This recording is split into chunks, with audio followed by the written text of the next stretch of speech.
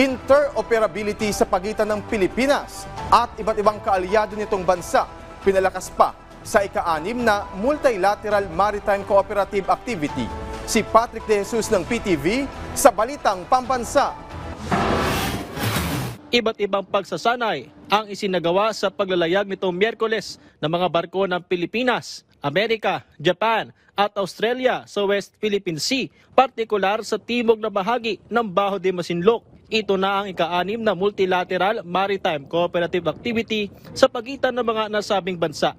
Ginamit ng Philippine Navy ang kanilang Multi-Role Guided Missile Frigate na BRP Jose Rizal at ang Search and Rescue Assets ng Philippine Air Force. Naglayag para sa Australia ang HMAS Hobart, JS Akizuki sa Japan at USS Benfold ng Amerika. Lumipad din ang P-8A Poseidon aircrafts ng Australia at US. Ayon sa AFP, pinalalakas dito ang interoperability ng mga kalahok na bansa at ang MMCA ay alinsunod sa international law at tiniyak ang ligtas na navigation.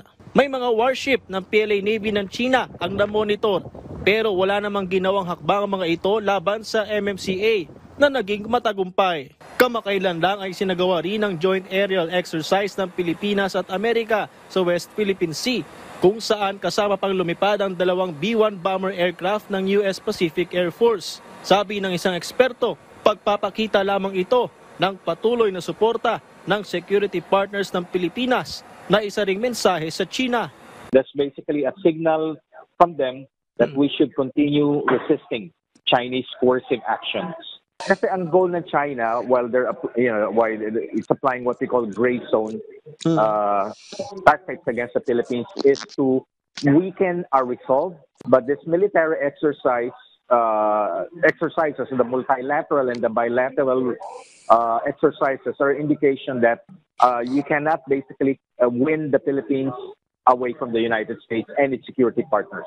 Kaugnay nito, nagkaroon ng introductory call si U.S. Secretary of Defense Pete Hegseth kay Defense Secretary Gibo Teodoro at napag-usapan ang defense cooperation bilang bahagi ng alyansa ng Amerika at Pilipinas. Gayon din ang patuloy na deterrence sa South China Sea. Tinalakay din nina Hegseth at Teodoro ang pagpapalakas sa sandatahang lakas ng Pilipinas at patuloy na commitment sa Mutual Defense Treaty na mahalaga sa pagpapanatili ng ligtas at malayang Indo-Pacific. Mula sa People's Television Network, Patrick De Jesus para sa Balita Pambansa.